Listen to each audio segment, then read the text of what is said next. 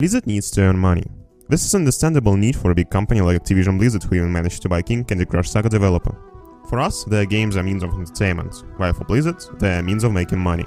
We have to understand that not everything that is good for us will be good for Blizzard just because every decision they make is a business decision. Buffs, nerfs, they can affect Blizzard's profit. Let's take buffs and nerfs as example. Why Blizzard never changes cards in Hearthstone? But first of all, let's see what Blizzard has to say on this issue.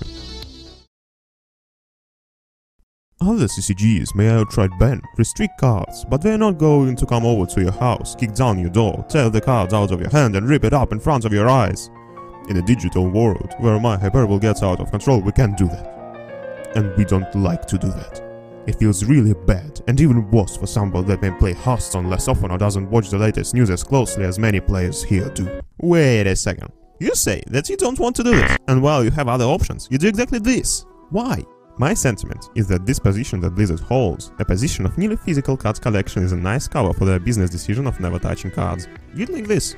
I have a certain card, and lots of other people own it as well. Everybody of us who play Hearthstone owns basic set. Now imagine Blizzard buffing a card from basic set. It will be good for us, for every player, because everybody has basic set. But it will be good for Blizzard. No, heck no, it won't. We didn't buy these cards, we already had them. Buffing is bad for profit, thus buffs will never happen. Buffs happened earlier, but there were no buffs since Unleash the Hounds buff. However, as you all know, nerf happened recently. And actually, the whole Blizzard statement above was about infamous nerf of Warzone Commander, and there were a ton of solutions to a problem of Patron Warrior, but Blizzard, to quote them, broke into my house and ripped my cards up. And I didn't like it. In fact, many of us didn't like it. And what we got in the place of Patron Warrior? Well...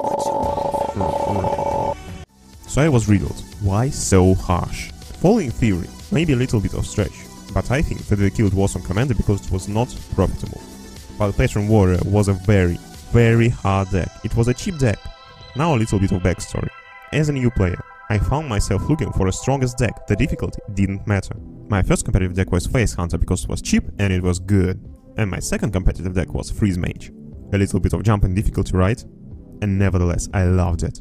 I imagine new players looking for difficulty, not always running away from it, because learning experience in Hearthstone is fun, and difficult decks provide more learning experience than easy ones, and cost of a deck means very much too. So back to Patron Warrior nerf. Patron Warrior was cheap deck, fun deck, and most importantly, overly effective deck. Just for a piece of one expansion, one wing of another, and no legendaries, you could assemble perfectly working top tier deck. Hell, you could even throw away shield slams. See? Even without epics. Players could go for a cheaper deck instead of something more costly like Doctor Boom. And Secret Paladin contains 2 legendaries and 2 epics. Much longer way to go for newbies. You could get a whole cool deck instead of Doctor Boom. Cool deck and killing opponents who had legendaries is certainly more fun for me than playing Dr. 7 on Curve. So, to sum it up, I think that Blizzard follows this rule. Cheap OP is a no-no. Expensive OP is okay, because for expensive OP people need to put money in Hearthstone. Furthermore, I think that Blizzard's profits could be held by following things. No diversity on tournaments means boring tournaments, which leads to less people watching them, which leads to less exposure, which leads to less new players, which leads to less people purchasing stuff. Lots of people complaining about OP deck means more unhappy people playing, which leads to less people purchasing stuff. Money is the main reasoning for Blizzard to make this game more of a cheap money grab and less of a balanced digital card game. And actually, you might think that I bash on Blizzard just because they want to earn money. I want them to earn money, I gave them my own money, and moreover, I gave them more valuable resource of mine, my time. But in response to my kind donation to this free-to-play game, and donations of the whole community, I want to see developers caring about their game and about their community too. But now Blizzard saying that it cares about new players' experience and not fixing inconsistencies, bugs, and building a huge paywall in front of them is openly lying to us. Blizzard cares about new players only because new players are more likely to put money in Hearthstone. Ignoring an essential plus of Hearthstone being a digital card game, ease of balancing, is just the same as ignoring your already established player base. In my opinion, if Blizzard cared about their players as much as they are caring about their profits, Hearthstone will be much more enjoyable game for everyone. Thanks for watching. If you want to see incredibly detailed analysis of Hearthstone, head to Joseph Anderson's channel and watch his Hearthstone, The Good, Bad and Ugly review. And also head to this guy Store's channel to watch his video about inconsistencies in Hearthstone. Both links are in the description.